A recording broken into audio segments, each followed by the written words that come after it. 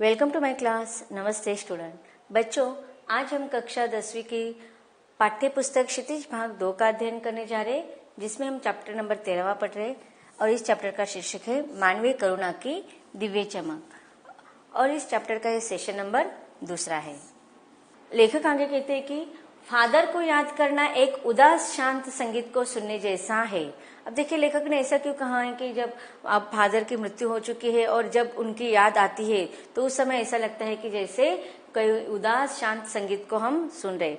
अब देखिए, जब हम उदास शांत संगीत को जब सुनते हैं तो उससे क्या होता है, हमारे मन में और भी दुख की भावना उमड़ आती है, एक वातावरण थोड़ा अलग हो जाता है। तो उसी प्रकार लेखक कहते हैं कि जब हम फादर के बारे में सोचते हैं तो ऐसा लगता है कि हमारे यादों से उनकी याद हमारे मन से जाती नहीं है और हम और भी उनके न होने की वजह से और भी दुखी हो जाते हैं।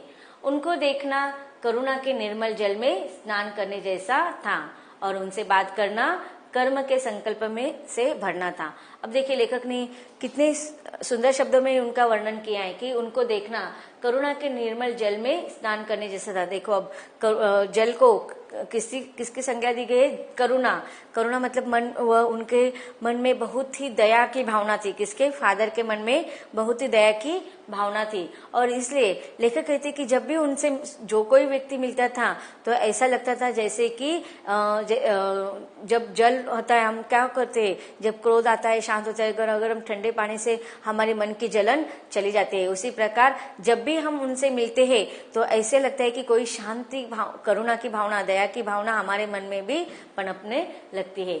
और आगे लेकर करते कि उनसे बात करना कर्म के संकल्प से भरना जैसे, कि जब उनके साथ हम बात करते हैं तो वह अधिकतर कर्म की ओर हमें प्रोत्साहित करते हैं, मतलब काम करने पर हमें ज्यादा उनको देखकर, वह खुद इतना कार्य करते थे कि उनको देखकर हमें भी प्रोत्साहन मिलता था कि हम भी कुछ अच्छे कार्य करें, अच्छे कर्म करें। तो कर्म करने की प्रेरणा उनके द्वारा हमें मिलती थी।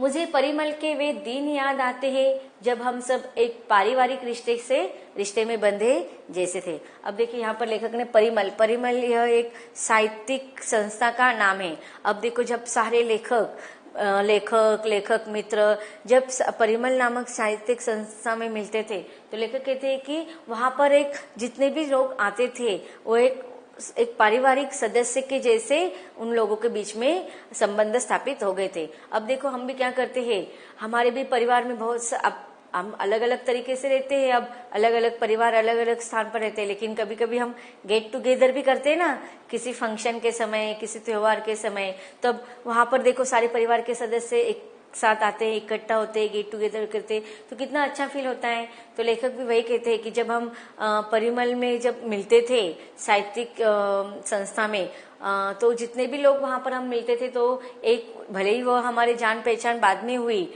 लेकिन ऐसा लगता था जैसे कि सारे परिवार के सदस्य ही है। जिसके बड़े फादर बुल्के थे। अब देखिए, इस परिमल के जो संस्थापक होते थे उसमें बड़ा संस्थापक लेखक किसके बारे में कह रहे हैं? फादर बुल्के के बारे में। हमारी हंसी मजाक में वह निर्लिप्त शामिल रहते, अर्थात देखो, सारे लोग क्या करते थे, जितने भी दोस्त मिलते थे वह हंसी मजाक करते रहते थे, लेकिन फादर बुल्के उन हंसी मजाक में शामिल नहीं होते थे। हमारी गोष्ठियों में वह गंभीर बहस करते, लेकिन जब वह गोष्ठियां, मतलब देखो, किसी विचार पर अपने बातों को व्यक्त करना, तो ऐसी गोष्ठियां जब चलती थी तब वह गंभीर बहस करने के लिए उनके साथ मिल जाते थे। हमारी रचनाओं पर बेबाक राय और सुझाव देते थे। अपने बेबाक मतलब देखो, कभी कभी जो राय होते हैं, सलाह होते हैं, वो कभी कभी किसी को अच्छा नहीं लगते, लेकिन जो वास्तव में सलाह देनी चाहिए थी वह राह है, वह हमेशा उन लोगों को देते थे।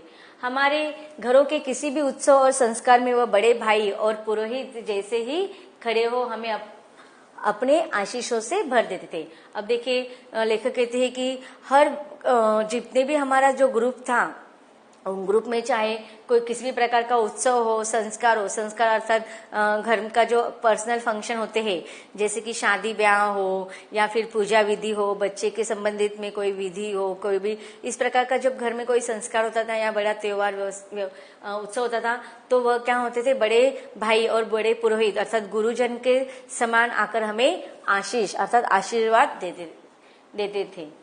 मुझे अपना बच्चा और फादर का उसके मुख में पहली बार अन्न डालना याद आता है। अब लेखक कहते हैं कि देखो, अब बड़े लोगों के साथ ही उनका संबंध था, स्नेह संबंध था फादर का नहीं, बल्कि जो उनके दोस्त थे, उनके परिवार के हर सदस्य के साथ, अर्थात उनके बच्चों के साथ भी फादर का स्नेहपूर्ण व्यवहार था। अब लेखक कहते कि उनका जो बच्चा था, जब पहली बार फादर से मिला था तो फादर ने उनके मुख में जिस प्रकार से अन्न डाला था, जैसे कि देखो माँ अपने बच्चों को किस प्रकार से अन्न परोसती है, मुंह में डालती है, उस प्रकार से फादर ने भी उनको अपना बच्चा समझकर खाना खिलाया था। और नीली आंखों की चमक में तैरता वात्सल्य, वात्सल्य अर्थात स्नेह, प्रेम। अब देखो, वह भले ही लेखक का बच्चा था, लेकिन फादर ने उसे इतना अपने प्यार से अपना लिया था कि उसे लग रहा था कि वह उनका ही बेटा है। जैसे किसी ऊंचाई पर देवदारू की छाया में खड़े हो। अब देखो यहाँ पर देवदारू जो वृक्ष होता है, उसके छाया में अगर हम खड़े रहते तो हमें बहुत ही शांत का अनुभव होता है, बहुत ही सुकून अनुभव होता है। तो इसी प्रकार लेखक कहते हैं कि वह हमारे लिए केवल एक फादर नहीं थे, बल्कि एक गुरु थे, परिवार के एक सदस्य थे, बड़े भाई जैसे थे। और उनके उस प्यार के स्नेह से, वात्सल्य से, जिस प्रकार से एक वृक्ष की छाया में कड़ी धूप में हम आधार मिलता है, उसी प्रकार से उनके प्यार का, स्नेह का वर्षाव हमारे ऊपर होता था और एक बहुत बड़ा वह आधार हमारे लिए साबित हो चुके थे। आगे लेखक कहते कि कहाँ से शुरू करें। इलाहाबाद की सड़कों पर फादर की साइकिल चलती दिख रही है। अब लेखक देखो, उनकी यादों की सारी यादें उनके मन में उमड़ आ रहे। लेखक को समझ में नहीं आ रहा है कि उनका जो संस्मरण वो लिख रहे, तो उनकी यादों की शुरुआत वह कहाँ से करे। लेखक कहते हैं कि कहाँ से शुरू करें। इलाहाबाद की सड़कों पर फादर की साइकिल चलती दिख रही है। अब देखो, यहाँ पर लेखक ने इलाहाबाद का वर्णन किया है कि किस प्रकार से उन्होंने फादर को देखा था कि फादर साइकिल चलाते हुए दिखाई दे रहे थे। वह हमारे पास आकर रुकते हैं, मुस्कुराते हुए उतरते हैं। देखिए देखिए, मैंने उसे पढ़ लिया है और मैं कहना चाहता हूँ, उनको क्रोध में कभी नहीं देखा। अब देखिए, लेखक और भी उनका वर्णन कर रहे हैं हमें। अब तक उनके प्रेम, स्नेह भरे व्यवहार का वर्णन किया। आगे लेखक कह रहे कि उन्हें कभी क्रोध नहीं आता था, आवेश में देखा है, अर्थात जोश में। अब देखो, साइकिल जब चलाते थे या कोई जहाँ पर उनका संवाद आ रहा है कि देखिए देखिए, मैंने उसे पढ़ लिया है और मैं कहना चाहता हूँ। अब कोई ऐसी बात होगी जो उसको फादर शायद पढ़ नहीं सकते थे, लेकिन उनको पढ़ना आ गया था और वह बहुत ही उत्साह के साथ, जोश के साथ, आवेश के साथ वह कर रहे थे। तो आगे लेखक कह रहे कि उनको कभी क्रोध नहीं आता था, हाँ, आवेश अर्थात जोश, उत्साह हमेशा उनमें दिखाई देता था और ममता तथा प्यार से लबालब छलकता महसूस किया। तो देखो, उनके व्यक्तिगत गुणों को लेकर यहाँ पर बता रहे हैं कि उनमें हमेशा प्यार, ममता, स्नेह, यह उनके व्यक्तिमत्व से ही छलकता हुआ दिखाई देता था। अक्सर उन्हें देखकर लगता है कि बेल्जियम में इंजीनियरिंग के अंतिम वर्ष में पहुंचकर उनके मन में सन्यासी बनने की इच्छा कैसे जाग गई, जबकि घर भरा पूरा था। 2 भाई, 1 बहन, माँ, पिता सभी थे। अब लेखक कहते कि बेल्जियम अर्थात यूरोप में इंजीनियरिंग करने वाला जो व्यक्ति था, अंतिम वर्ष में था वो इंजीनियरिंग किया, तो ऐसे एक व्यक्ति को अचानक से सन्यासी बनने की इच्छा कहाँ से जागृत हुई, यह उनके समझ के परे थे। यहाँ तक कि लेखक कहते कि उनका यूरोप में एक पूरा परिवार था, उनके 2 भाई थे, बहन थी, माँ, पिता, सारा परिवार उनका था। फिर भी उन्होंने पता नहीं किस कारणवश वह सन्यासी बनने की ओर आकर्षित हुए। आगे लेखक कहते हैं कि आपको अपने देश की याद आती है। लेखक और उनके फादर बोल के इनके बीच के संवाद है। मेरा देश तो अब भारत है। अब देखिए, वो बहुत लंबे समय तक भारत में रहे। लेखक के पूछने पर कि उनको उनके देश की याद आती है तो कहते कि अब मेरा देश कौन सा है, भारत है। अर्थात वो भारत को ही अपना कर्मभूमि मानते थे। मैं जन्मभूमि की पूछ रहा हूँ। अब लेखक कहते कि मैं जन्मभूमि के बारे में पूछ रहा हूँ। हाँ, आती है, बहुत सुंदर है मेरी जन्मभूमि, रैम्स चैपल। अब ये यूरोप का एक शहर है। घर में किसी की याद आती है। अब देखिए, इन बातों से क्या पता चल रहा है कि भले ही उनकी कर्मभूमि भारत थी और उनको भारत से बहुत प्यार था, लेकिन उनको अपनी जन्मभूमि से भी बहुत लगाव था। घर में किसी की याद, माँ की याद आती है, बहुत याद आती है। फिर अक्सर माँ की स्मृति में डूब जाते देखा है। उनकी माँ की चिट्ठियां अक्सर उनके पास आती थी। अपने अभिन्न मित्र डॉक्टर रघुवंश को वह उन चिट्ठियों को दिखाते थे। पिता और भाइयों के लिए बहुत लगाव मन में नहीं था। पिता व्यवसायी थे, अर्थात बिजनेस था उनके पिताजी का। एक भाई वही पादरी हो गया था, अर्थात ईसाई धर्म का जो गुरु होते हैं उसे पादरी कहते हैं। तो उनका एक भाई जो था वह ईसाई धर्म का गुरु अर्थात पादरी हो गया था। एक भाई काम करता है और उसका परिवार भी है। बहन सख्त और जिद्दी थी। बहुत देर से उसने शादी की, अर्थात बहुत उम्र के बाद उसने शादी की थी।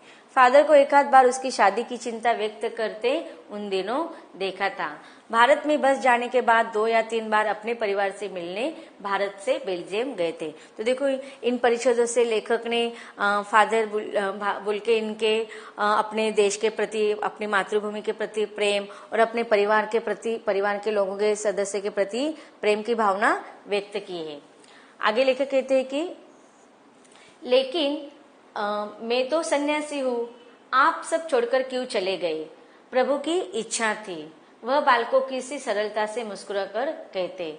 माँ ने बचपन में ही घोषित कर दिया था कि लड़का हाथ से गया, और सचमुच इंजीनियरिंग के अंतिम वर्ष की पढ़ाई छोड़ फादर बुल्के सन्यासी होने जब धर्मगुरु के पास गए और कहा कि मैं सन्यास लेना चाहता हूँ। अब देखिए यहाँ पर लेखक के मन में भी प्रश्न है कि उनके पूरा एक हरा भरा हुआ परिवार है और फिर भी इन्होंने इंजीनियरिंग की पढ़ाई की है, तो वह सन्यासी क्यों हुए? तो वो कहते हैं कि यह प्रभु की इच्छा थी। और फिर एक बात कर रहे वो कि इंजीनियरिंग के अंतिम वर्ष की जो पढ़ाई खत्म हो गई थी, तब फादर बुल्के वहां पर जाते हैं और जहाँ पर धर्म गुरु को बताया जाता है कि मुझे सन्यास ग्रहण करना है ऐसे। तो बुल्के सन्यासी होने जब धर्म गुरु के पास गए और उन्होंने सन्यास लेने के लिए उनको कहा, लेकिन उन्होंने एक शर्त उनके सामने रखी अपने गुरु के पास। कौन सी? कि एक शर्त रखी, सन्यास लेते समय सन्यास चाहने वाला शर्त रख सकता है कि मैं भारत जाऊंगा। अब देखिए वह विदेश में रहने वाले थे, यूरोप में रहने वाले थे, लेकिन बचपन से या किसी अन्य कारणवश उन लोगों को भारत से शुरुआत से ही लगाव था। इसलिए वह अपने गुरु को कहते हैं कि मुझे सन्यास लेना है। और जब जिस व्यक्ति को सन्यास लेना होता है वह अपनी इच्छाओं को व्यक्त कर सकता है। तो उस समय फादर बुल्के इन्होंने अपनी इच्छा व्यक्त की कि उनको सन्यास ग्रहण करना है और वह सन्यास ग्रहण करने के बाद वह भारत में चले जाएंगे। इसके पीछे कुछ अन्य कारण भी हो सकता है। शायद देखो यूरोप में रहकर वह अपने परिवार वालों के से दूर नहीं रह सकते होंगे, यह कारण भी हो सकता है। और भारत में रहकर वो अपने परिवार वालों से दूर रहकर जो प्रभु के सेवा उनको करना चाहते थे वह भारत में रहकर अच्छी तरह से कर सकेंगे, इसलिए शायद वह भारत भी आना चाहते होंगे, या उनकी कुछ निजी कारण भी हो सकते हैं। तो इस प्रकार इन परिच्छेदों को हमने विस्तार से पढ़ लिया है। अब इन परिच्छेदों में आए हुए कुछ कठिन शब्दों का अर्थ देखते हैं। तो बच्चों, अब तक हमने जो परिच्छेद पढ़े हैं उसमें आए हुए कुछ कठिन शब्दों का अर्थ देखते हैं। संकल्प निश्चय, परिमल साहित्यिक संस्था का नाम, निर्लिप्त जो शामिल न हो, गोष्ठी विचार के लिए बुलाई गई सभा, बेबाक राय स्पष्ट विचार, वात्सल्य बच्चों के प्रति दिखाया जाने वाला प्यार, आवेश जोश, लबालब पूरी तरह, अभिन्न घनिष्ठ, व्यवसायी व्यापारी, हाथ से जाना वश में न होना, धर्माचार धर्म का पालन या आचरण करना। तो बच्चों, अब तक हमने फादर बुल्के के बारे में, उनके परिवार के बारे में जानकारी हासिल की, और भी उनके बारे में हम बहुत सारी जानकारी हासिल करेंगे, लेकिन इसके अगले भाग में।